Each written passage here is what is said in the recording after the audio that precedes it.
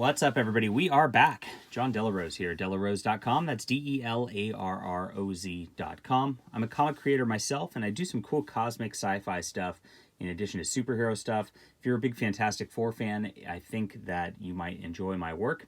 I've got my works on Amazon, and my Amazon page is down in the description below, along with a newsletter sign up, which you can get a free graphic novel from me for signing up and getting the news.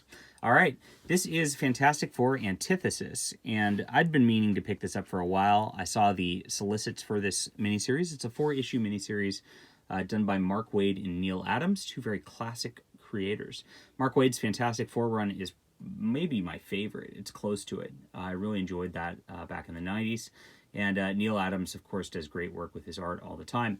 Now, this came out in one of those, like, Treasury editions, and it is much bigger than a regular comic. Like, just to show the size difference, there it is right there. It is kind of like a soft cover. It's like in between soft and hard because of the size of it. And I like the Treasury editions. This is probably the third of those I've gotten.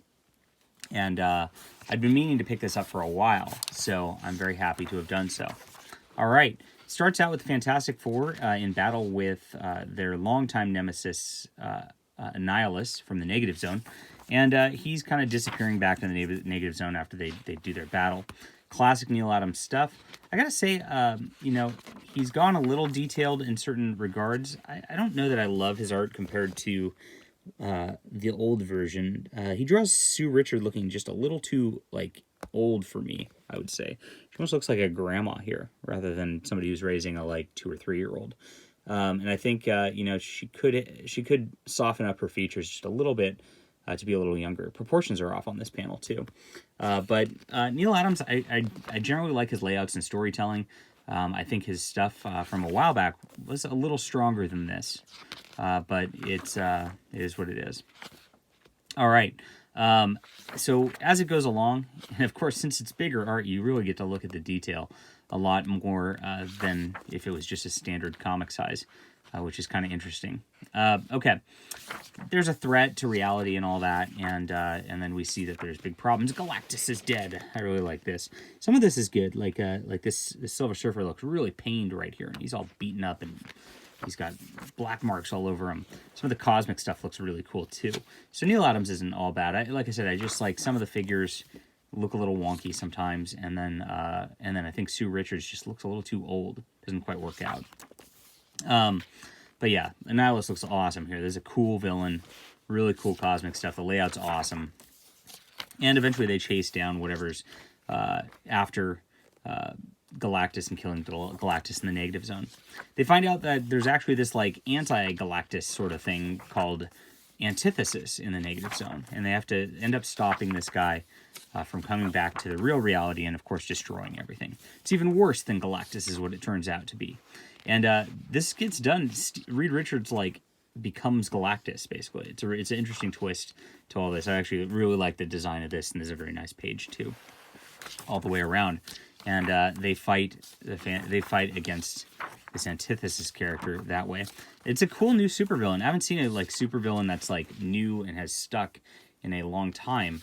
And I would love to kind of see this integrate within the current whatever it is. Continuity? Do they even have that anymore? I don't know. But that's that. So, really fun story. Mark Waid did a great job all the way around. I was very happy. You know, it's just, this felt like a classic Fantastic Four story all from every moment of it. Got a bunch of variant covers in it to add to that. And then, for some reason, I guess they wanted to add length to this deluxe edition. So they have one story from Neil Adams from his X-Men run in the 60s. And you see how it's a lot less detailed of art back in these drawings, but see how Jean Grey just, like, she has softer features like that, just, like, work a little better. That's what I would have liked to have seen with Sue Storm a little bit in the modern stuff. So you get a direct comparison of what his art kind of was like when he was, like, really cooking with Marvel and DC back in the day versus now. And this is before X-Men was taken over by Chris Claremont, so it's kind of a weird time in that history. but fun.